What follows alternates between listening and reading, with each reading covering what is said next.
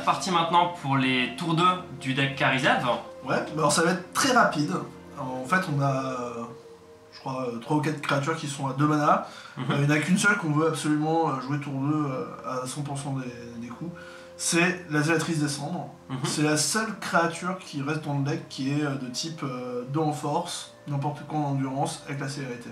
En fait, toutes les autres créatures ont disparu du deck, là où dans Urgon on en jouait 5-6 parfois. Elles ont disparu parce qu'il y a Karizev qui rentre. Bien sûr, c'est qui est meilleur du coup. Et du coup, comme on l'a à chaque partie disponible tour 2, bah, on n'a pas besoin d'avoir autant de tour 2 avec la célérité. On a gardé Zélatrice des Cendres parce que bah, elle est très très bonne contre un des meilleurs decks du format qui est Kess.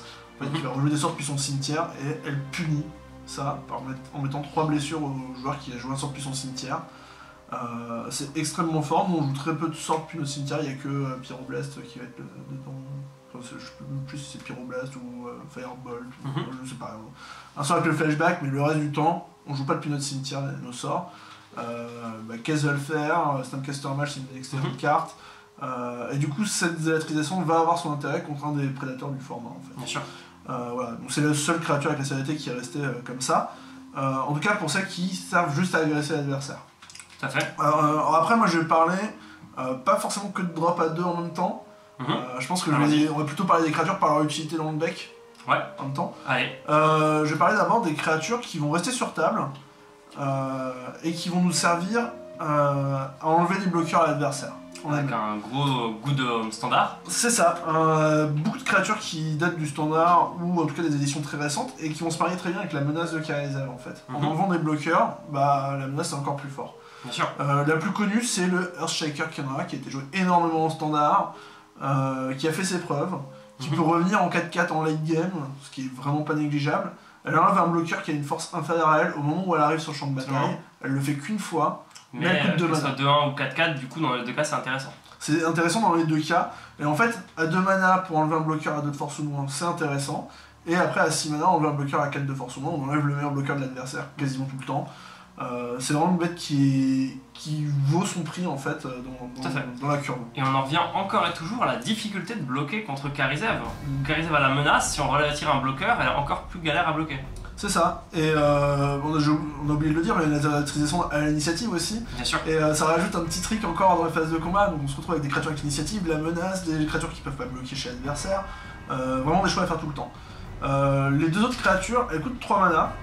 La première c'est le fracasseur de la moisson Anne, le Anne Crop Crusher. Ouais.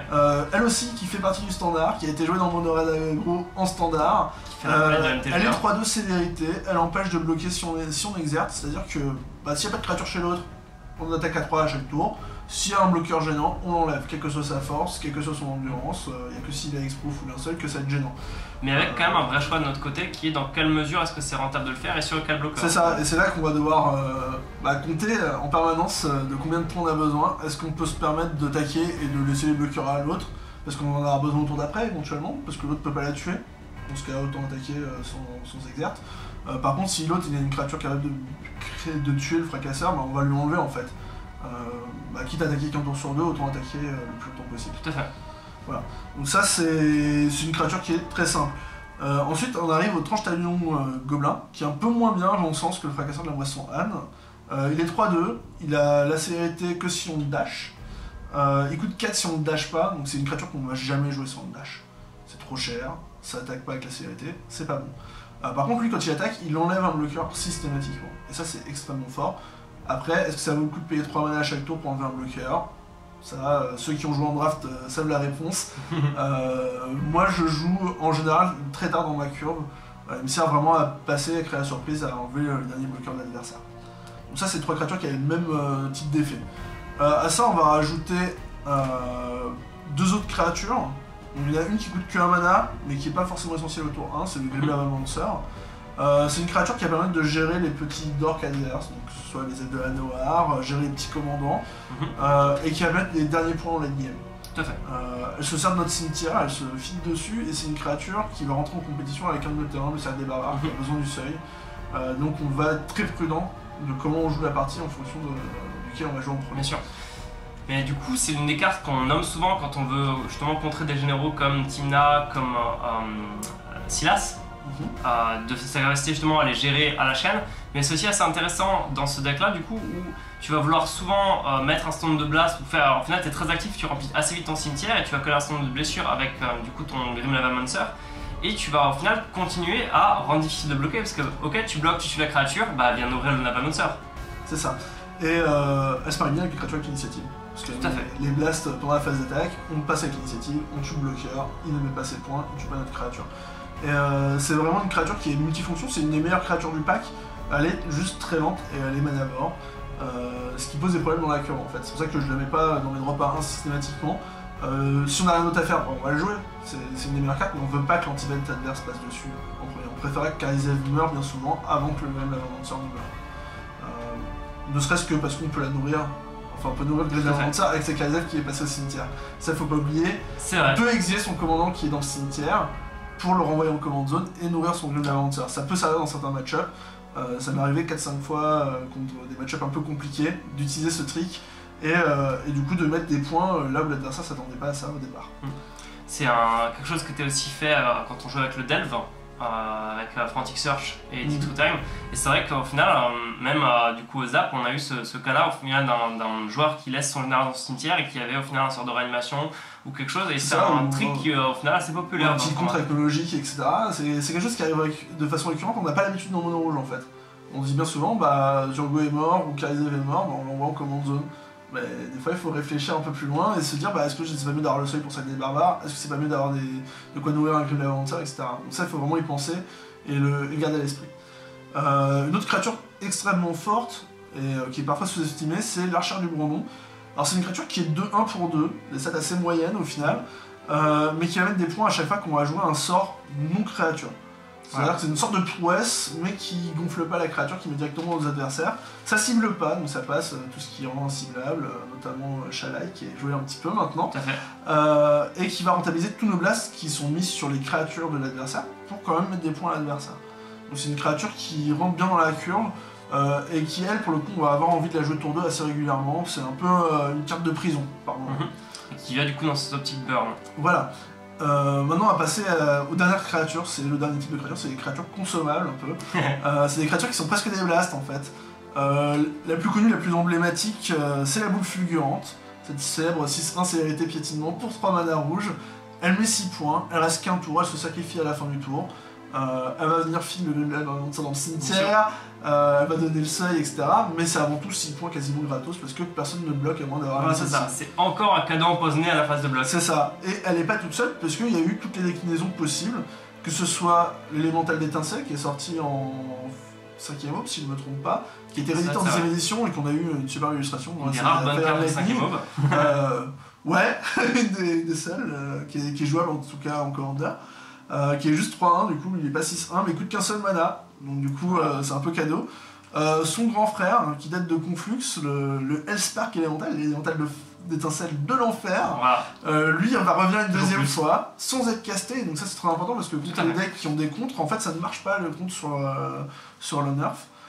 Du coup on va avoir un attaquant qui va revenir plus tard dans la partie. Ça m'est arrivé de perdre une game en dernière ronde de tournoi parce que j'avais oublié qu'il y avait ça dans mon cimetière et ça s'est joué au point de après. Et du coup ça marche très bien pour quand arrive en fait le moment de la mort subite face à Caisse, voilà, qu'on a vu en demi-finale des apps. C'est ça, on peut avoir ce genre de créature qui va faire la surprise, exactement. Ensuite il y a celle un peu plus costaud.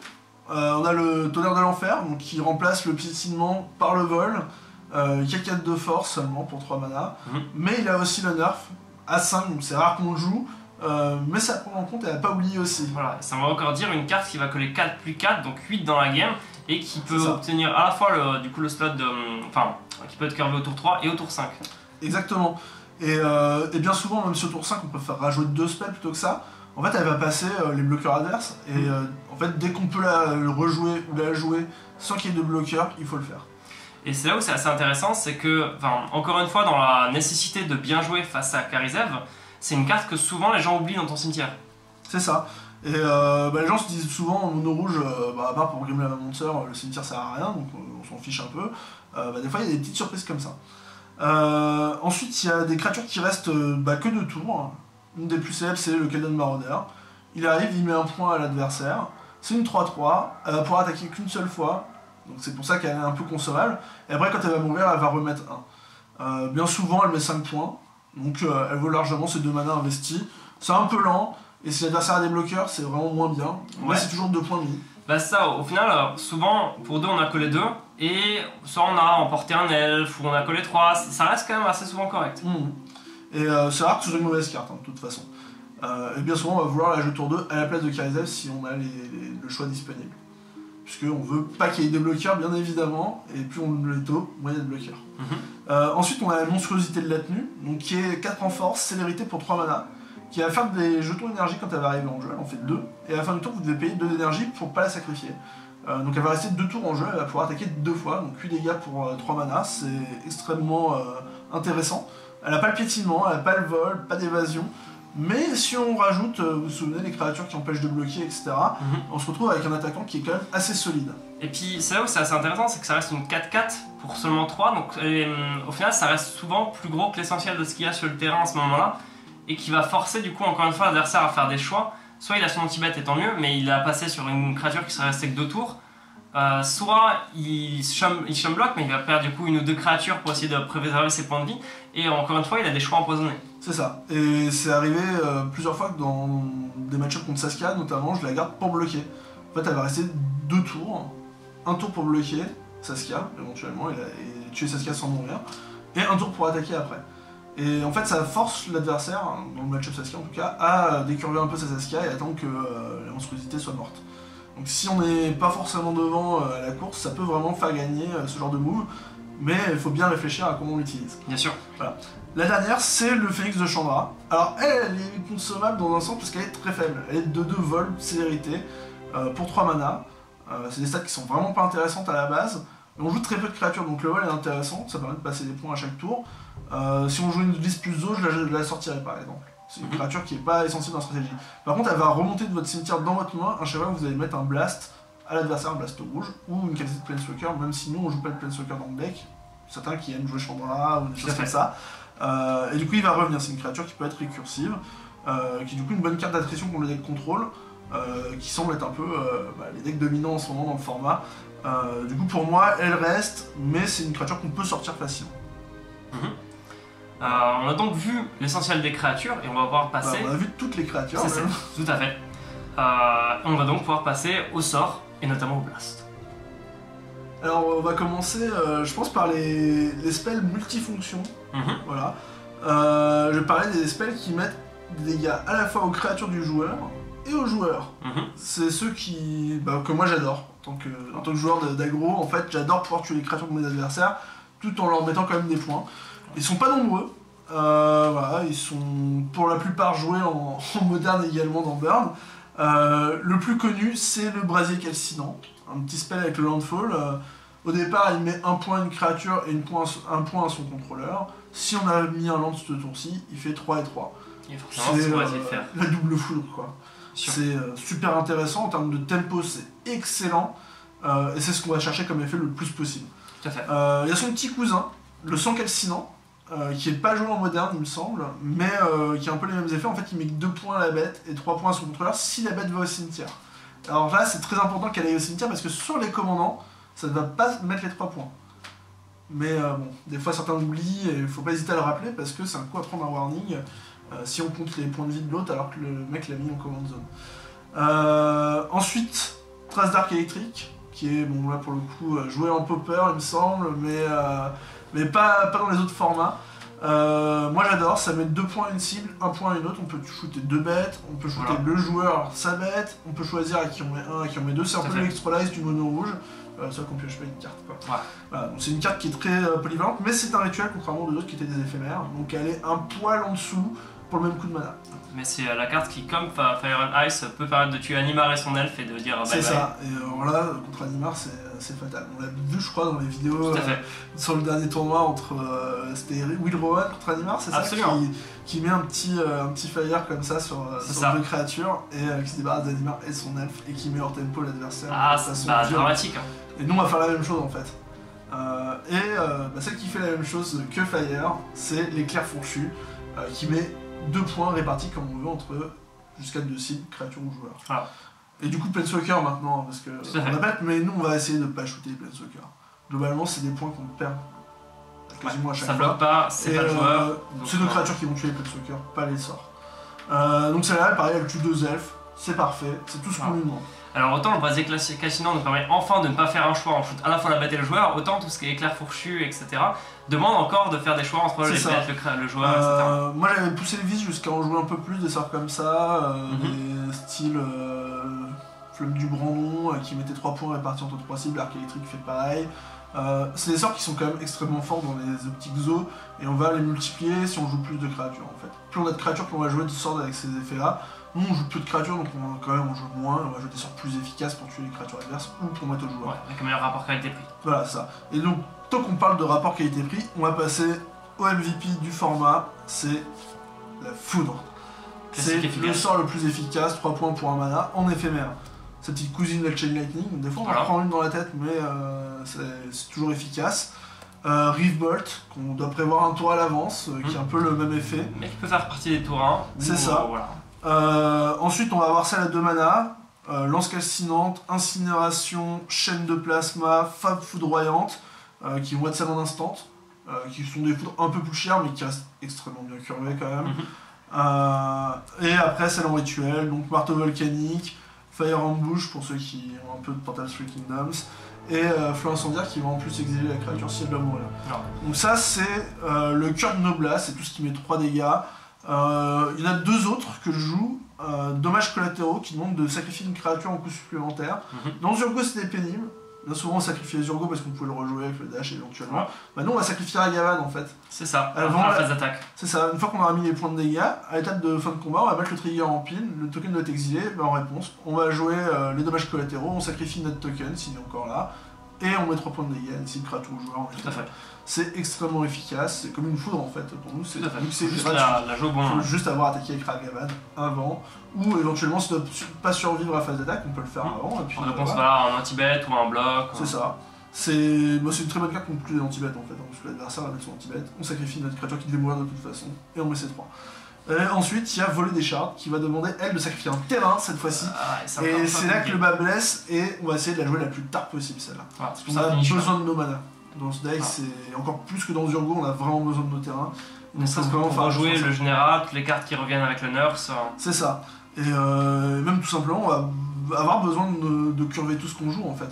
Donc si on se décurve pour jouer des cartes un peu moins fortes parce qu'on a un terrain de moins, en fait c'est très pénible. Tout à fait. Et alors c'est là où vraiment, on disait qu'on jouait, enfin que tu jouais Burn, et c'est là où le cœur vraiment du jeu, ce sont tous ces blasts. Et c'est pour ça qu'on en a vu autant et qu'on va en revoir encore autant. Et là c'est ceux à 3 points de dégâts, parce qu'il y a ceux à 2 aussi. Voilà. Le plus connu c'est Choc, avec toutes les variantes. Alors moi j'ai le saut de feu, qu'on peut jouer tour 1 éventuellement, pour remplacer une créature qu'on n'a pas. Il y a la balafre sauvage, qui a la férocité et qui empêche les blessures d'être prévenues ce tour-ci si vous avez une créature de force supérieure ou égale à 4. On a vu qu'on a 3 dans le deck. Ouais, c'est pas toujours le cas. Ça arrivera jamais, hein, qu'on est d'accord. Il y a Magma Jet qui va avoir le Scry et qui coûte 1 de plus. Salve Zingante qui avec l'art des métaux pour émettre 4. Passer l'artefact. Mais c'est très intéressant si on joue la Captain Thunderstorm par exemple. Voilà, tout à fait. Voilà. Feu de Goudron qui est un éphémère tribal, du coup qui a gonflé les Tarmogoyfs à l'inverse, donc faites attention. Voilà. Éclair explosif qui peut se kicker pour faire 4 points de dégâts, donc dans la game c'est très fort. Fireball dont on parlait au moment où on a parlé des créatures, qui se flashback, mais qui est un rituel.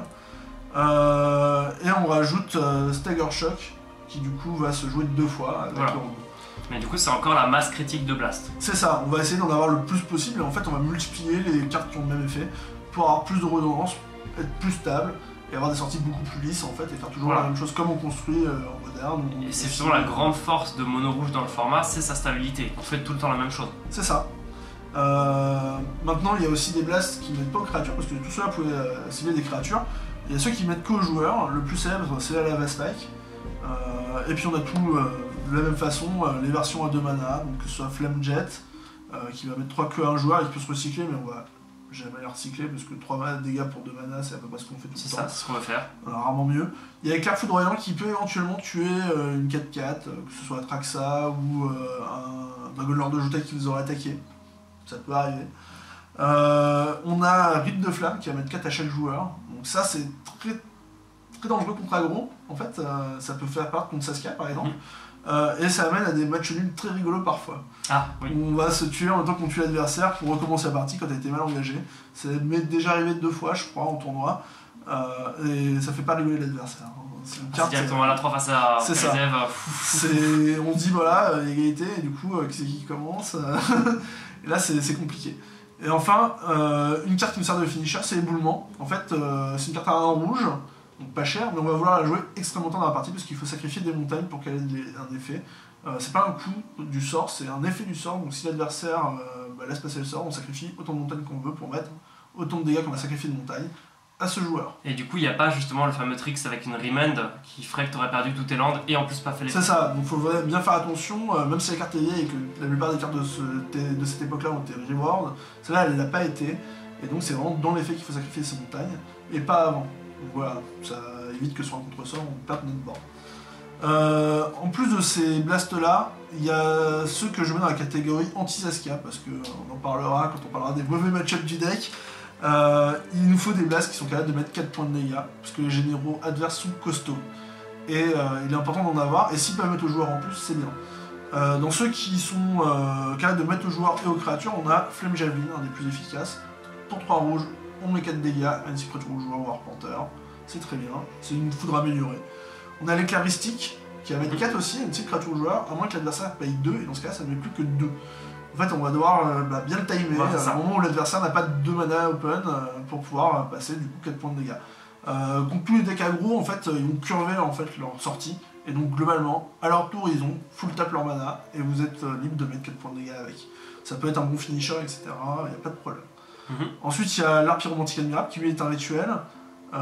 Il est incontrable. Si vous avez 2 éphémères en rituel de votre cimetière, ça arrive extrêmement souvent. C'est un très bon finisher contre contrôle, puisque vous pouvez le contrer.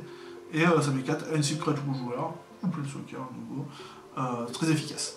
On a ensuite Carbonisé, Car en anglais, qui met 4 à une cible créature au joueur, ou Planeswalker, et qui vous met 2. Donc c'est pareil contre aggro. Faut faire attention, c'est comme la ride de flamme. Faut pas être trop greedy.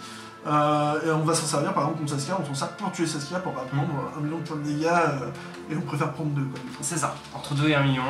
Voilà, bon, mon choix est fait, je prends le plus petit. Ensuite il y a Pyrokinésis, alors ça coûte 6, mais on va souvent la jouer en défaussant une carte rouge, en exilant une carte rouge de notre main, excuse-moi, pour mettre 4 dégâts divisés comme on veut entre n'importe quel nombre de créatures. Voilà. En fait ça ne cite que les créatures, c'est un des seuls blasts, peut-être même le seul qu'on joue qui met que aux créatures.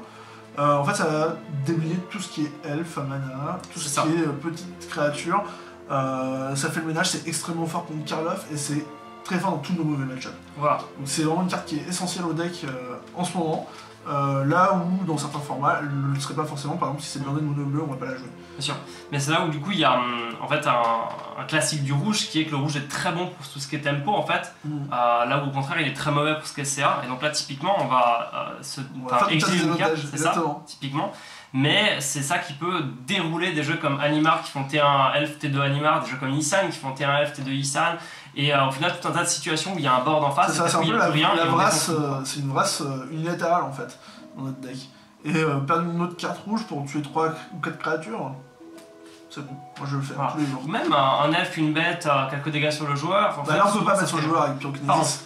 Mais effectivement, ouais, on va essayer d'enlever le plus possible de bloqueurs. Et ça rejoint un peu les sons calcinants, brasiers calcinants, etc. dans cette optique-là. Voilà, c'est à peu près tout pour les blasts. Il y a peut-être 1 ou 2 en plus dont on va parler. On a la pulsation de la forge. Voilà. Là, c'est une édition récente à mon deck parce que j'en avais pas avant. Et aucun rapport avec Star Trek. Je sais pas. Pardon. Ça met 4 à un joueur et ça revient dans notre main si le joueur a plus de points de vie que nous. Alors on va se dire, c'est bon dans nos mauvais match-up, en fait, les match-up où ils vont gagner des points de vie, dans quel monde on veut ça. Et en fait, au final, c'est quand même 4 dégâts pour 3 mana. Ça rentre dans notre curve. Et même si on ne le prend pas en main, c'est pas gênant. Voilà, c'est correct, et sur un malentendu, dans certains cas, face à Saskia, face à Karloff, ça peut toujours peut-être revenir. C'est très rare, mais on sait jamais. C'est une carte qui va être bien meilleure sur la draw que sur le play.